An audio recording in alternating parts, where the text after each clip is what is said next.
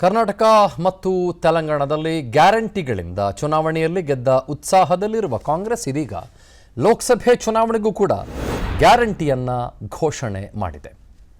AICC ಅಧ್ಯಕ್ಷ ಮಲ್ಲಿಕಾರ್ಜುನ ಖರ್ಗೆ, ಕಾಂಗ್ರೆಸ್ನ ಅಧಿನಾಯಕಿ ಸೋನಿಯಾ ಗಾಂಧಿ, ರಾಹುಲ್ ಪ್ರಣಾಳಿಕೆಯನ್ನು ಬಿಡುಗಡೆಗೊಳಿಸಿದ್ದಾರೆ. ದೇಶದ ಜನರಿಗೆ 25 ಗ್ಯಾರಂಟಿಗಳನ್ನು ಘೋಷಣೆ ಮಾಡಿದ್ದಾರೆ. ಯುವಕರಿಗೆ ಉದ್ಯೋಗ, ಮಹಿಳೆಯರಿಗೆ ಹಣಕಾಸು ನೆರವು ಸೇರಿದಂತೆ ಪಂಚ ನ್ಯಾಯಗಳ ತತ್ವದಲ್ಲಿ ಕಾಂಗ್ರೆಸ್ ಪ್ರಣಾಳಿಕೆಯನ್ನು ಬಿಡುಗಡೆ ಮಾಡಿತು. ಒಂದೊಂದು ನ್ಯಾಯ ತತ್ವವೂ 5 ಭರವಸೆಗಳನ್ನು ಹೊಂದಿದೆ. ಪ್ರಣಾಳಿಕೆ ಬಿಡುಗಡೆ ಬಳಿಕ ಮಾತನಾಡಿದ ಖರ್ಗೆ ಅವರು, ನಾವು ಕೊಟ್ಟ ಗ್ಯಾರಂಟಿಗಳನ್ನು ಜಾರಿ ಮಾಡಿ ತೋರಿಸಿದ್ದೇವೆ. ಮೋದಿಯನ್ನು ತೆಗೆದು ಹಾಕೋದೇ ನಮ್ಮ ಗುರಿ. ಬಡವರಿಗಾಗಿ ಈ ಪ್ರಣಾಳಿಕೆಯನ್ನು ಸಮರ್ಪಿಸ್ತಾ ಇದ್ದೇವೆ ಅಂತಂದರು. ये चुनाव 2-3%, 5% और बाकी हिंदुस्तान के बीच में चुनाव है, और जो बाकी हिंदुस्तान चाहता है वो इस मैनिफेस्टो में है, और जो 2% चाहता है, जो अदानी जी चाहते हैं, वो आप उनका मैनिफेस्टो देख लीजिए, आपको पता लग जाएगा. उसमें उनकी रिक्वेस्ट लिस्ट पूरी की पूरी आपको मिल जाएगी. It is a close election and we are going to fight an excellent election and we are going to win the election. ये चुनाव 2-3% ये देश के सामाजिक आर्थिक विकास की गति को बहुत तेज करेगा. किसानों, मजदूरों और महिलाओं, युवाओं, गरीबों, वंचित तबकों के विकास के जो बंद दरवाजे हम खोलेंगे, क्योंकि ये मोदी सरकार में ये सारे दरवाजे गरीबों के लिए, महिलाओं के लिए, युवाओं के लिए बंद है.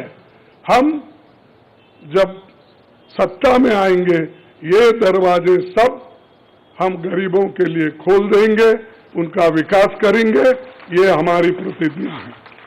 ये देश के ಒಂದು ಕೆಲಸ ಮಾಡೋಣ, ನಮ್ಮ ಟೆಕ್ನಿಕಲ್ ಟೀಮ್, ನಮ್ಮ ಗ್ರಾಫಿಕಲ್ ರೆಪ್ರೆಸೆಂಟೇಷನ್ ಟೀಮ್ ಅವರ ಪುಸ್ತಕದ ರೀತಿಯಲ್ಲೇನೆ ಒಂದು ಗ್ಯಾರಂಟಿ ಕಾರ್ಡಿನ ಪ್ರತಿಯನ್ನು ನಿಮ್ಮ ಮುಂದೆ ಇಡುವುದಕ್ಕೆ ತಯಾರು ಮಾಡ್ಕೊಂಡಿದೆ. ಅದನ್ನು ತೋರಿಸ್ಬಿಡೋಣ. ಘರ್ ಘರ್ ಗ್ಯಾರಂಟಿ ಅಂತ, ಅಂದರೆ ಮನೆ ಮನೆಗೂ ಗ್ಯಾರಂಟಿ ಅಂತ, ಒಬ್ಬೊಬ್ರಿಗೂ ಗ್ಯಾರಂಟಿ ಅಂತ. ಅದರಲ್ಲಿ ಮೊದಲನೇದಾಗಿ ಯುವ ನ್ಯಾಯ ಅಂತ, ಶಿಕ್ಷಣ ಪಡೆದ ಯುವ ಜನತೆಗೆ ವಾರ್ಷಿಕವಾಗಿ 1 ಲಕ್ಷ ರೂಪಾಯಿ ಅಪ್ರೆಂಟಿಸ್ಶಿಪ್ಪನ್ನು ಕೊಡ್ತಾರಂತೆ. ಇಂಟ್ರೆಸ್ಟಿಂಗ್. ಭಾಳ ಕ್ವಿಕ್ಕಾಗಿ ಹೋಗೋಣ, ಇದನ್ನು ಜಾಸ್ತಿ ಎಳೆಯೋದು ಬೇಡ. ಆಮೇಲೆ 30 ಲಕ್ಷ ಉದ್ಯೋಗವನ್ನು ಸೃಷ್ಟಿ ಮಾಡ್ತಾರೆ. More interesting. ಪ್ರಶ್ನೆ ಪತ್ರಿಕೆ ಅಕ್ರಮ ತಡೆಗೆ ಎಲ್ಲ ರೀತಿ ಕ್ರಮ ತೆಗೆದುಕೊಳ್ತಾರೆ. Again interesting. ಗುತ್ತಿಗೆ ಆಧಾರಿತ ಉದ್ಯೋಗಿಗಳನ್ನು ರಕ್ಷಣೆ ಮಾಡ್ತಾರೆ. ಕಾಂಟ್ರಾಕ್ಟ್ ಲೇಬರರ್ಸ್ ಯಾರಿರ್ತಾರೆ ಅವ್ರನ್ನ ರಕ್ಷಣೆ ಮಾಡ್ತಾರೆ. ಯುವಕರಿಗೆ 5,000 ರೂಪಾಯಿ ಸ್ಟಾರ್ಟಪ್ ಫಂಡ್ ಅನ್ನು ಕೊಡಲಾಗುತ್ತೆ. ನೆಕ್ಸ್ಟು ನಾರಿ ನ್ಯಾಯದ ಬಗ್ಗೆ ಮಾತನಾಡ್ತಾರೆ ಪ್ರತಿಭಾ. ಗೋ ಹೆಡ್ ಪ್ರತಿಭಾ. ಮೊದಲನೇದಾಗಿ ಬಡ ಕುಟುಂಬದ ಒಬ್ಬ ಮಹಿಳೆಗೆ ವಾರ್ಷಿಕ 1 ಲಕ್ಷ ರೂಪಾಯಿ ನೆರವು ನೀಡ್ತೀವಿ ಅಂತ ಘೋಷಣೆ ಮಾಡಿದ್ದಾರೆ. ಇನ್ನು ಕೇಂದ್ರದ ಉದ್ಯೋಗಗಳಲ್ಲಿ ಸ್ತ್ರೀಯರಿಗೆ 50% ಅಷ್ಟು ಮೀಸಲಾತಿ ನೀಡ್ತೀವಿ ಅಂತ ಹೇಳ್ತಾ ಇದ್ದಾರೆ. ಹಾಗೆ ಇಲ್ಲಿ ಮೂರನೇದಾಗಿ ಆಶಾ ಹಾಗೆ ಬಿಸಿಯೂಟದ ಕಾರ್ಯಕರ್ತೆಯರ ಸಂಬಳವನ್ನ ದ್ವಿಗುಣ ಮಾಡಲಾಗತ್ತೆ ಅಂತ ಹೇಳಿದ್ದಾರೆ. ಆಲ್ರೆಡಿ ನಾನು 4ನೇ ಪಾಯಿಂಟ್ ಅನ್ನ ಗಮನಿಸ್ತಾ ಇದ್ದೀನಿ. ಗ್ರಾಮೀಣ ಭಾಗದ ಮಹಿಳಾ ಕಾರ್ಮಿಕರಿಗೆ ಕಾನೂನು ನೆರವು ನೀಡಲಾಗತ್ತಂತೆ.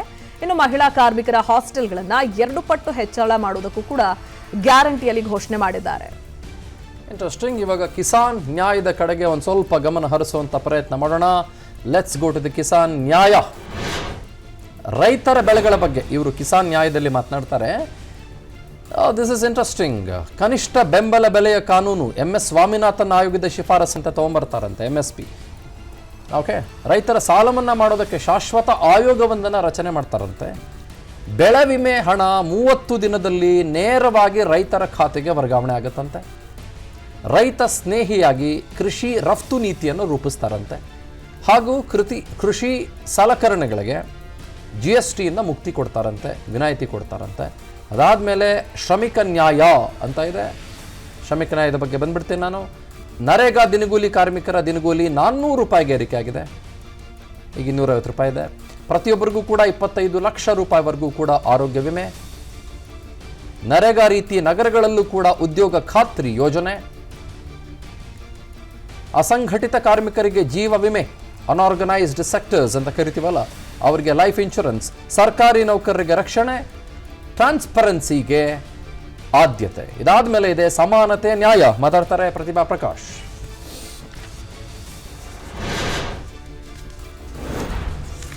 ಸಮಾನತೆಯ ನ್ಯಾಯದಡಿ ಸಾಮಾಜಿಕ ಆರ್ಥಿಕ ಸಮಾನತೆಗಾಗಿ ಜಾತಿ ಗಣತಿಯನ್ನು ಮಾಡಲಾಗುತ್ತಂತೆ. ಹಾಗೆ ಎರಡನೇದಾಗಿ SC/ST OBC ಮೀಸಲಾತಿಯ 50% ಮಿತಿ ತೆಗೆದುಹಾಕಲಾಗುತ್ತೆ ಅಂತ ಹೇಳಿದೆ. ಇನ್ನು SC/ST ಅವರಿಗೆ ವಿಶೇಷ ಬಜೆಟ್ ಮಂಡಿಸಲಾಗುತ್ತೆ. ಅರಣ್ಯ ಹಕ್ಕುಗಳ ಕಾಯ್ದೆಯ ವ್ಯಾಜ್ಯಗಳು 1 ವರ್ಷದಲ್ಲಿ ವಿಲೇವಾರಿಯಾಗುವಂತೆ ನೋಡ್ಕೊಳ್ತಾರಂತೆ. ಹಾಗೆ ST ಸಮುದಾಯದವರು ಜಾಸ್ತಿ ಇರೋ ಕಡೆ panchayat extension to scheduled areas act ಅನ್ನ PESA ವಿಸ್ತರಣೆ ಮಾಡ್ತಾರೆ ಅನ್ನುವಂತಹದನ್ನ ಗ್ಯಾರಂಟಿಯಲ್ಲಿ ಘೋಷಣೆ ಮಾಡಿದ್ದಾರೆ. ಸರ್, ಕೆಲವೊಂದು ಕಡೆ ರಾಜ್ಯಗಳಲ್ಲಿ ಕರ್ನಾಟಕ ತೆಲಂಗಾಣದ ಕಡೆ ಗ್ಯಾರಂಟಿಗಳನ್ನು ಇಂಪ್ಲಿಮೆಂಟ್ ಮಾಡಿ ಗೆದ್ದ ಮಾತ್ರಕ್ಕೆ ರಾಷ್ಟ್ರವ್ಯಾಪಿ ಇದನ್ನು ವಿಸ್ತರಿಸೋದಕ್ಕೆ ಹೊರಟಿದ್ದಾರೆ. ಅಷ್ಟು ಈಸಿ ಇದೆಯಾ ಸರ್ ಜನರನ್ನ ಬದಲಾವಣೆಗೆ ತರೋದು, ಗ್ಯಾರಂಟಿ ಮೂಲಕ ಸೆಳೆಯೋದು? Very interesting question. ಇದನ್ನು ಬಹಳ ಸೂಕ್ಷ್ಮವಾಗಿ ನಾವಿವತ್ತು ಗಮನಿಸಬೇಕಾಗತ್ತೆ. ಬೇಸಿಕಲಿ ಏನು ಅಂತಂದ್ರೆ, ಕರ್ನಾಟಕದಲ್ಲಿ ಗ್ಯಾರಂಟಿ ಸಕ್ಸಸ್ ಆಯಿತು, ಕರ್ನಾಟಕದಲ್ಲಿ ಗ್ಯಾರಂಟಿ ಘೋಷಣೆ ಮಾಡಿದ್ದಕ್ಕೆ ಜನ ವೋಟ್ ಹಾಕ್ಬಿಟ್ರು ಅನ್ನೋ ಥರದಲ್ಲಿ ಕಾಂಗ್ರೆಸ್ನ ಇಲ್ಲಿನ ಸರ್ಕಾರ ಆಲೋಚನೆ ಮಾಡ್ತಾ ಇದೆ. ಅದು 100% ಕರೆಕ್ಟ್ ಅಲ್ಲ. ಆಕ್ಚುಲಿ ಏನು ಅಂತಂದ್ರೆ, ಬಿಜೆಪಿ ಸರ್ಕಾರದ ವಿರುದ್ಧ ಆಂಟಿ ಇನ್ಕಂಬೆನ್ಸಿ ಇತ್ತು. ಸರ್ಕಾರವನ್ನ ಕಂಡು ಜನ ಬೇಸತ್ ಹೋಗಿದ್ರು, ರೋಸಿ ಹೋಗಿದ್ರು. ಏನಪ್ಪ ಈ ಸರ್ಕಾರ ಅನ್ನೋ ಥರದಲ್ಲಾಗಿತ್ತು ಬಿಜೆಪಿ ಸರ್ಕಾರ. ಮತ್ತು ಅದನ್ನ ಬಹಳ ಸಮರ್ಥವಾಗಿ ಬಳಸ್ಕೊಂಡಂತ ರಾಜ್ಯ ಕಾಂಗ್ರೆಸ್ಸು ಬಹಳ ದೊಡ್ಡ ನರೇಟಿವ್ ಒಂದನ್ನು ತೆಗೆದುಕೊಂಡು ಬಂತು. ಆ ನರೇಟಿವ್ ಏನು ಅಂತಂದ್ರೆ 40% ಕಮಿಷನ್ನು, ಬೇರೆ ಬೇರೆ ಭ್ರಷ್ಟಾಚಾರ ಎಲ್ಲವನ್ನೂ ಕೂಡ ತಗೊಂಡು ಬಂತು. ಅದರ ಜೊತೆಗೆ ತೆಗೆದುಕೊಂಡು ಬಂದಿದ್ದು ಗ್ಯಾರಂಟಿ ಯೋಜನೆ. ಈ ಗ್ಯಾರಂಟಿ ಯೋಜನೆ ನಮಗೆ ಇನ್ಫ್ಯಾಕ್ಟ್ ಸರ್ಕಾರ ಬಂದ ನಂತರದಲ್ಲಿ ಅದರ ಅಂಡರ್ ಕರೆಂಟ್ ಬಗ್ಗೆ ಗೊತ್ತಾಗ್ತಾ ಇದೆ ಹೊರತುಪಡಿಸಿದ್ರೆ, ಗ್ಯಾರಂಟಿ ಇಂದಾನೇ ಸರ್ಕಾರ ಗೆದ್ಬಿಡ್ತು ಅಂತ ನಾನು ಹೇಳಕ್ ಹೋಗುದಿಲ್ಲ.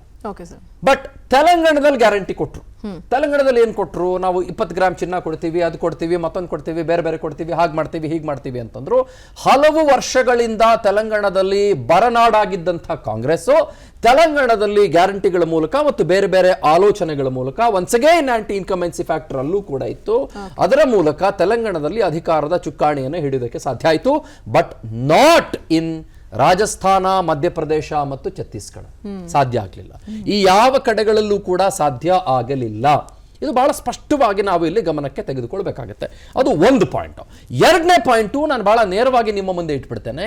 ಈ ಪ್ರಣಾಳಿಕೆ ಅಥವಾ ಮ್ಯಾನಿಫೆಸ್ಟೋ ಅನ್ನೋದಿದೆಯಲ್ಲ ಪ್ರತಿಭಾ, ಇದನ್ನ ರೂಪಿಸಿರುವವರಲ್ಲಿ ಅತ್ಯಂತ ಪ್ರಮುಖ ಪಾತ್ರವನ್ನ ವಹಿಸಿರುವವರು ಚಿದಂಬರಂ ಅವರು ಅಂತ ಹೇಳಲಾಗುತ್ತೆ. ಚಿದಂಬರಂ ಇಡೀ ದೇಶ ಕಂಡಂತ ಅಪ್ರತಿಮ ಹಣಕಾಸು ಸಚಿವರಲ್ಲಿ ಒಬ್ಬರಾಗಿದ್ರು. ಇನ್ಫ್ಯಾಕ್ಟ್ ಬಹಳ ದೊಡ್ಡ ಮಟ್ಟದ ಡ್ರೀಮ್ ಬಜೆಟ್ ಅನ್ನು ಕೊಟ್ಟಂಥವರು ಚಿದಂಬರಂ. ಬಹಳ ಬ್ಯೂಟಿಫುಲಿ ಎಕನಾಮಿ ಬಗ್ಗೆ ತಿಳಿದುಕೊಂಡಿರೋರು ಚಿದಂಬರಂ. ಆದರೆ ನನಗೆ ಇಲ್ಲಿ ಒಂದೇ ಒಂದು ವಿಷಯ ಗೊತ್ತಾಗ್ತಾ ಇಲ್ಲ. ಅದೇನು ಅನ್ನೋದನ್ನ ನನಗೆ ರಾಜ್ಯ ಕಾಂಗ್ರೆಸ್ನವರಾಗ್ಲಿ ಅಥವಾ ದೇಶದ ಕಾಂಗ್ರೆಸ್ಸಿನ ಯಾರಾಗ್ಲಿ ಇದರ ಬಗ್ಗೆ ನನಗೆ ಒಂದು ಸ್ವಲ್ಪ ವಿವರಣೆಯನ್ನ ಕೊಡಲೇಬೇಕಾಗತ್ತೆ. ನಾನು ಯಾವುದರ ಬಗ್ಗೆನೂ ಮಾತಾಡಲ್ಲ. 25 ಗ್ಯಾರಂಟಿ ಬಗ್ಗೆ ನಾನು ಮಾತಾಡಬೇಕು ಅಂತಂದ್ರೆ ನನಗೆ 50 ನಿಮಿಷ ಬೇಕು ಮಾತಾಡೋದಕ್ಕೆ. ಒಂದೊಂದೇ ತಗೊಳ್ಬೇಕು ಅಂತಂದ್ರೆ ನನಗೆ 50 ನಿಮಿಷ ಬೇಕು. ನಾನು ಅಷ್ಟೆಲ್ಲ ನಾನು ಮಾತಾಡೋದಿಲ್ಲ ಅದ್ರ ಬಗ್ಗೆ. ಕೆಲವು ಯೋಜನೆಗಳು ನಿಜಕ್ಕೂ ಕೂಡ ಚೆನ್ನಾಗಿದ್ದಾವೆ, ಅಭಿನಂದನೆಗಳನ್ನು ಸಲ್ಲಿಸ್ತೇನೆ. ಕೆಲವು ಆಶ್ವಾಸನೆಗಳು ಗುಡ್, ನಾನು ಅದಕ್ಕೆ ಅಭಿನಂದನೆಗಳನ್ನು ಸಲ್ಲಿಸ್ತೇನೆ. ಟ್ರಾನ್ಸ್ಪರೆನ್ಸಿ ಇರ್ಬೋದು, ಸರ್ಕಾರಿ ನೌಕರರಿಗೆ ರಕ್ಷಣೆ ಇರ್ಬೋದು, ಆಮೇಲೆ ಆರ್ಥಿಕ ಸಮಾನತೆ ತಗೊಂಡು ಬರೋದಿರ್ಬೋದು, ಸಾಮಾಜಿಕ ಸಮಾನತೆ ತಗೊಂಡು ಬರೋದಿರ್ಬೋದು, all fine, fantastic, good, no problem about it. But ನನಗೆ ಒಂದೇ ಪ್ರಶ್ನೆ ಇರೋದು, ನೀವು ಅದಕ್ಕೆ ಉತ್ತರ ಕೊಡಿ ಸಾಧ್ಯ ಆದರೆ. ಇವ್ರು ಹೇಳ್ತಾರೆ 1 ಲಕ್ಷ ರೂಪಾಯಿಗಳನ್ನ ಬಿಲೋ ಪಾವರ್ಟಿ ಲೈನ್ ನಲ್ಲಿರುವ ಫ್ಯಾಮಿಲೀಸ್ಗೆ ಕೊಡಲಾಗುವುದು ಅಂತ ಹೇಳ್ತಾರೆ. ಪ್ರತಿ ವರ್ಷ ಎಷ್ಟು? 1 ಲಕ್ಷ. ಅದಕ್ಕೆ ಇವರು ಹೆಸರಿಟ್ಟಿರೋದು ಮಹಾಲಕ್ಷ್ಮಿ ಯೋಜನೆ ಅಂತ. Okay, nice name. ಇಲ್ಲಿ ಗೃಹಲಕ್ಷ್ಮಿ ಆಯ್ತು, ಅಲ್ಲಿ ಮಹಾಲಕ್ಷ್ಮಿ ಅಂತ ದೇಶಾದ್ಯಂತ ಇಟ್ಟಿದ್ದಾರೆ. Good name. ನಾನು ಅದ್ರ ಬಗ್ಗೆ ಯಾವ ತಕರಾರು ಕೂಡ ತೆಗೆಯೋದಿಲ್ಲ. ಇಲ್ಲಿ ನಿಮಗೆ ಪ್ರತಿ ತಿಂಗಳಿಗೆ ಒಬ್ಬ ಹೆಣ್ಮಗಳಿಗೆ 2,000 ಸಿಗುತ್ತೆ. ಮತ್ತು ನಮ್ಮಲ್ಲಿರುವ BPL ಕಾರ್ಡ್ ಹೋಲ್ಡರ್ಸ್ ರಾಜ್ಯದಲ್ಲಿ ಡೇಟಾ ಪ್ರಕಾರ 1,16,00,000. ಓಕೆ, ಅಂದ್ರೆ ಪ್ರತಿ ವರ್ಷ ಒಬ್ಬ ಹೆಣ್ಮಗಳಿಗೆ 24,000 ರೂಪಾಯಿ ಕರ್ನಾಟಕದಲ್ಲಿರುವಂತ ಹೆಣ್ಮಗಳಿಗೆ ಸಿಗುತ್ತೆ, BPL ಕಾರ್ಡ್ ಹೊಂದಿರುವಂತ ಹೆಣ್ಮಗಳಿಗೆ. ಇವ್ರು ಏನ್ ಮಾಡ್ತಿದ್ದಾರೆ, ಇಡೀ ದೇಶಾದ್ಯಂತ ಅದನ್ನ ತಗೊಂಡು ಹೋಗಿ 1 lakh rupees to every household. ಅಂದ್ರೇನು? ನಮ್ಮಲ್ಲಿ ಎಷ್ಟು BPL ಕಾರ್ಡ್ ಇದೆ ಇಡೀ ದೇಶಾದ್ಯಂತ ಒಂದು ಅಂದಾಜು ತಗೊಳ್ಳೋಣ. ಒಂದು ಅಂದಾಜಿನ ಪ್ರಕಾರ 22 ಅಂದ್ರೆ 2022ನ ಅಡಿಯಲ್ಲೇ ನಾವು ನೋಡೋದಾದ್ರೆ ಸುಮಾರು 27 ಕೋಟಿ BPL ಕಾರ್ಡ್ಗಳು ಇಡೀ ದೇಶದಲ್ಲಿದ್ದಾವೆ. ಇವಾಗಿನ ಲೆಕ್ಕಾಚಾರಕ್ಕೆ ಬರೋಣ. ಸುಮಾರು 30 ಕೋಟಿ ಅಂತಾನೆ ಅನ್ಕೊಳ್ಳೋಣ. ಒಂದು 30 crore BPL ಕಾರ್ಡ್ಗಳು ಅಂತ ಅನ್ಕೊಳ್ಳೋಣ. 1 ಲಕ್ಷ ರೂಪಾಯಿ ಅಂತ ಅನ್ಕೊಳ್ಳೋಣ. ಅಂದ್ರೆ ಎಷ್ಟಾಯ್ತು ರೀ? 30 lakh crore rupees. 30 ಲಕ್ಷ ಕೋಟಿ ರೂಪಾಯಿಗಳು. ಅದು ಒಂದು ಯೋಜನೆಗೆ ನಾನು ಮಾತಾಡ್ತಾ ಇರೋದು, ಮಹಾಲಕ್ಷ್ಮಿ ಯೋಜನೆಗೆ. ಈ ಸಲ ನಮ್ಮ ಇಡೀ ದೇಶದ ಬಜೆಟ್ನ ಗಾತ್ರ ಎಷ್ಟು? 47 lakh crore rupees. ಇಡೀ ದೇಶದ್ದು. ಬಟ್ ಇವ್ರು ಒಂದು ಮಹಾಲಕ್ಷ್ಮಿ ಯೋಜನೆಗೆ ಕೊಡ್ತೀವಿ ಅಂತ ಹೇಳ್ತಾ ಇರೋದು ಎಷ್ಟು? 30 lakh crore rupees at the rate of 30 crore BPL cards in India. ನನಗಿದು ಗೊತ್ತಾಗ್ತಾ ಇಲ್ಲ, ಪ್ರಾಕ್ಟಿಕಲಿ ಹೆಂಗ್ ಸಾಧ್ಯ? ಹೆಂಗ್ ಕೊಡ್ತೀರಿ 1 ಲಕ್ಷ ರೂಪಾಯಿ ಒಂದೊಂದು BPL ಕಾರ್ಡ್ ಹೋಲ್ಡರ್ಗೆ ಪ್ರತಿ ವರ್ಷ? ಯಾವ ನ್ಯಾಯದ ಅಡಿಯಲ್ಲಿ ಕೊಡ್ತೀರಿ? ನಾನು ಬೇರೆ ಯಾವುದ್ರ ಬಗ್ಗೆನೂ ಮಾತಾಡಲ್ಲ. ಸ್ಟಾರ್ಟ್ಅಪ್ ಫಂಡ್ ಬಗ್ಗೆ ಮಾತಾಡಲ್ಲ, 1 ಲಕ್ಷ ಯಾರಿಗೋ ಕೊಡ್ತೀನಿ ಅನ್ನೋದ್ರ ಬಗ್ಗೆ ಮಾತಾಡಲ್ಲ. ನಾನು ಕೇವಲ ಮಹಾಲಕ್ಷ್ಮಿ ಯೋಜನೆ ಬಗ್ಗೆ ಮಾತ್ರ ಮಾತಾಡ್ತಾ ಇದ್ದೀನಿ. ಹೆಂಗ್ ಕೊಡ್ತೀರಿ? ಅದು 47 ಲಕ್ಷ ಕೋಟಿ ರೂಪಾಯಿ ದೇಶದ ಬಜೆಟ್ ಅಂತಂದ್ರೆ 47 ಲಕ್ಷ ರೂಪಾಯಿ ತಗೊಳ್ಳಿ, ನೀವು ಖರ್ಚು ಮಾಡ್ಕೊಳ್ಳಿ ಅಂತ ಕೊಡೋದಲ್ಲ. ಅದರಲ್ಲಿ ಸಾಲಕ್ಕೆ ಬಡ್ಡಿ ಕಟ್ಟೋದಿರುತ್ತೆ, ಅದರಲ್ಲಿ ರೆವೆನ್ಯೂ ಎಕ್ಸ್ಪೆಂಡಿಚರ್ಸ್ ಸುಮಾರು ಇರುತ್ತೆ, ಅದರಲ್ಲಿ ಸಂಬಳ ಕೊಡೋದಿರುತ್ತೆ ಸೆಂಟ್ರಲ್ ಗವರ್ಮೆಂಟ್ ಎಂಪ್ಲಾಯೀಸ್ಗೆ, ಅದರಲ್ಲಿ ಕ್ಯಾಪಿಟಲ್ ಎಕ್ಸ್ಪೆಂಡಿಚರ್ಸ್ ಇರುತ್ತೆ ಸಿಕ್ಕಾಪಟ್ಟೆ. ಆ 47 ಲಕ್ಷ ಕೋಟಿ ರೂಪಾಯಿಗಳಲ್ಲಿ ಉಳ್ಕೊಳ್ಳದೆ ಎಷ್ಟೋ ಒಂದಿಷ್ಟು ಲಕ್ಷ ರೂಪಾಯಿಗಳು, ನಮಗೆ ಕೋಟಿ ರೂಪಾಯಿಗಳು. ಇನ್ನು 30 ಲಕ್ಷ ಕೋಟಿ ರೂಪಾಯಿಗಳು ಬರೀ ಮಹಾಲಕ್ಷ್ಮಿ ಯೋಜನೆಯಲ್ಲಿ ಪ್ರತಿಯೊಬ್ಬ ಹೆಣ್ಮಗಳು ಕೊಡ್ತೀವಿ ಅಂತಂದ್ರೆ ಹೆಂಗ್ರಿ ಸಾಧ್ಯ?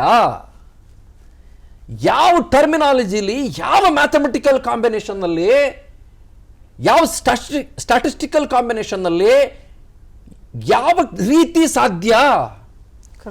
I don't understand. It's not at all feasible. ಏನ್ ಹೇಳ್ಬೇಕು ಅಂತ ಹೇಳ್ಕೊತಾ ಇದ್ದಾರ ಪ್ರಣಾಳಿಕೆಯಲ್ಲಿ? ಏನ್ ಮಾತಾಡ್ಬೇಕು ಅಂತ ಮಾತಾಡ್ಕೊತಾ ಇದ್ದಾರಾ? ಬರ್ಕಬೇಕು ಅಂತ ಬರ್ಕತಾ ಇದ್ದಾರಾ? What is this? ನಾವು ಇಲ್ಲಿಂದ ಮಾತಾಡಿದ್ವಿ, ಇಲ್ಲಿಂದ ಏನೋ ಸರಿದೂಗಿಸ್ತಾ ಇದ್ದಾರೆ ಬಿಡಿ. 56,000 ಕೋಟಿ ರೂಪಾಯಿಗಳನ್ನು ಗ್ಯಾರಂಟಿ ಯೋಜನೆಗಾಗತ್ತೆ. ನಮ್ಮ ದೇಶದ ಬಜೆಟ್ನ ಬಗ್ಗೆ ನಾನು ಮಾತಾಡಕ್ ಹೋಗಲ್ಲ. ರಾಜ್ಯದ ಬಜೆಟ್ ಚೆನ್ನಾಗಿದೆ. ನಮ್ಮ ರಾಜ್ಯದಲ್ಲಿ ನಿಜವಾಗ್ಲೂ ಕೂಡ ದುಡ್ಡಿಗೆ ಅಂಥದ್ದೇನು ಕೊರತೆ ಇಲ್ಲ. ಕಳೆದ ವರ್ಷ ಬೊಮ್ಮಾಯಿ ಅವರು ಗೌರ್ಮೆಂಟ್ ಇದ್ದ ಸಂದರ್ಭದಲ್ಲಿ ಒಂದು ಸ್ವಲ್ಪ ನಾವು ಕ್ಯಾಪೆಕ್ಸ್ಗೂ ದುಡ್ಡಿಟ್ಟಿದ್ವಿ ಮತ್ತು ರೆವೆನ್ಯೂ ಕೂಡ ಚೆನ್ನಾಗೇ ಬಂದಿತ್ತು, ಸರ್ಪ್ಲಸ್ ಆಗಿತ್ತು ಬಜೆಟ್ಟು. ಆಮೇಲೆ ಸಿದ್ದರಾಮಯ್ಯನವರು ಕೂಡ ಬಹಳ ಎಕ್ಸ್ಪರ್ಟ್ ಇದ್ದಾರೆ, ದುಡ್ಡಿದೆ, ಬೇರೆ ಬೇರೆ ಕಡೆಗಳಿಂದ ದುಡ್ಡು ತಗೊಳ್ತಾರೆ, ಅಬಕಾರಿಯಿಂದ ದುಡ್ಡು ಬರುತ್ತೆ, ಮೋಟರ್ ವೆಹಿಕಲ್ ಇಂದ ದುಡ್ಡು ಬರುತ್ತೆ, ಮತ್ತೆ ಸ್ಟ್ಯಾಂಪ್ಸ್ ಅಂಡ್ ಡ್ಯೂಟೀಸ್ ಇಂದ ದುಡ್ಡು ಬರುತ್ತೆ, ಮತ್ತು ಸುಮಾರು ಕಡೆಗಳಿಂದ ರಾಯಲ್ಟಿ, ರಾಯಧನ ಅದೆಲ್ಲ ಬರುತ್ತೆ. ಒಪ್ಕೊಳ್ಳೋಣ, ಬಿಟ್ಬಿಟ್ಟೆ ನಾನು ಅದನ್ನು. ಬಟ್ ದೇಶದ ಜನಕ್ಕೆ ಹೆಂಗ್ ಕೊಡ್ತೀರಿ ಹೆಣ್ಮಕ್ಳಿಗೆ ಬರೀ 30 ಲಕ್ಷ ಕೋಟಿ ರೂಪಾಯಿ? I don't understand. ಆಮೇಲೆ ಶಿಕ್ಷಣ ಪಡೆದ ಯುವ ಜನತೆಗೆ ವಾರ್ಷಿಕ 1 ಲಕ್ಷ ಅಪ್ರೆಂಟಿಸ್ಶಿಪ್ ಹೆಂಗ್ ಕೊಡ್ತೀರಿ ನೀವು? ಅದನ್ನು ಸೇರಿಸ್ಕೊಳ್ಳಿ, 60 ಲಕ್ಷ ಕೋಟಿ ಆಗೋಯ್ತಲ್ಲ ಗತ್ಲಕ್ಕೆ. ಎಲ್ಲಿಂದ ಕೊಡ್ತೀರಿ? ಇಂಪಾಸಿಬಲ್ ರೀ. ಬೇರೆ ಎಲ್ಲ ಒಪ್ಕೋತೀನಿ ನಾನು, ಆಯ್ತಾ, ಬೇರೆ ಎಲ್ಲ ಒಪ್ಕೋತೀನಿ. ಬಟ್ 1 ಲಕ್ಷ ಅಕೌಂಟ್ಗೆ ಹಾಕ್ಬಿಡೋದಿದೆಯಲ್ಲ, ಯಾರು ಕೂಡ ಎಕನಾಮಿ ಬಲ್ಲವರು, ಇದ್ರ ಬಗ್ಗೆ ತಿಳಿದುಕೊಂಡವರು, ಸ್ಪಷ್ಟವಾದಂಥ ಜ್ಞಾನವುಳ್ಳವರು ಇದನ್ನು ಒಪ್ಕೊಳ್ಳೋಕೆ ಸಾಧ್ಯನೇ ಇಲ್ಲ. ಒಂದು ರೀತಿ ಅಪಾಯಕಾರಿನೂ ಹೌದಲ್ವಾ? ಅಬ್ಸಲ್ಯೂಟ್ಲಿ. ನೀವು ಹಿಂಗೆಲ್ಲ ಹೇಳ್ಬಿಟ್ಟು ನೀವು 1 ಲಕ್ಷ ಕೊಟ್ಬಿಡ್ತೀನಿ ಅಂತ ಹೇಳ್ಬಿಟ್ಟು ಅಧಿಕಾರಕ್ಕೆ ಬರೋಕ್ಕೆ ನೀವು ಪ್ರಯತ್ನ ಪಡೋದು ನನ್ನ ಪ್ರಕಾರ ಈಸ್ ಅಬ್ಸಲ್ಯೂಟ್ಲಿ, ನನಗೆ ಏನು ಹೇಳಬೇಕು ಅಂತ ಗೊತ್ತಾಗ್ತಾ ಇಲ್ಲ, is not feasible at all. Not feasible at all. ಅಲ್ಲಿ ನೋಡಿ, ಒಬ್ಬ ಮಹಿಳೆಗೆ 1 ಲಕ್ಷ ಕೊಡ್ತೀವಿ ಅಂತ ಹೇಳ್ತಾ ಇರೋದು. ಒಬ್ಬ ಮಹಿಳೆಗೆ 30 ಕೋಟಿ BPL ಕಾರ್ಡ್ ಇದೆ ಇಡೀ ದೇಶದಲ್ಲಿ. 30 crores ಅಂದ್ರೆ 30 ಕೋಟಿ ಹೆಣ್ಮಕ್ಳಾದ್ರು. ನಮ್ಮ ಭಾರತದ ಜನಸಂಖ್ಯೆಯ 25% ನಿಯರ್ಲಿ, 25 to 30% ನಿಯರ್ಲಿ. ಹೆಂಗ್ ಕೊಡ್ತೀರಿ ನೀವು 1 ಲಕ್ಷ ಒಬ್ಬೊಬ್ರಿಗೂ? I don't understand. ನನಗೆ ಗೊತ್ತಿಲ್ಲಪ್ಪ. ಅದೆಲ್ಲಿಂದ ದುಡ್ಡು ತಗೊಂಡ್ಬರ್ತಿರೋ, ಅದೇನು ಮಾಡ್ತಿರೋ ನನಗೆ ಗೊತ್ತಿಲ್ಲ.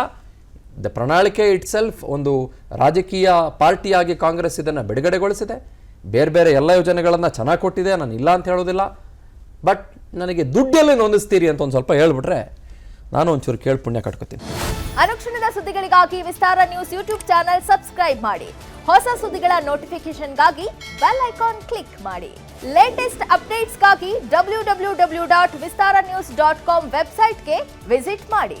ಅಂಗೈಯಲ್ಲೇ ಜಗತ್ತಿನ ಸುದ್ದಿ ತಿಳಿಯಲು ವಿಸ್ತಾರ ನ್ಯೂಸ್ ಕನ್ನಡ ಆಪ್ ಡೌನ್ಲೋಡ್ ಮಾಡಿ.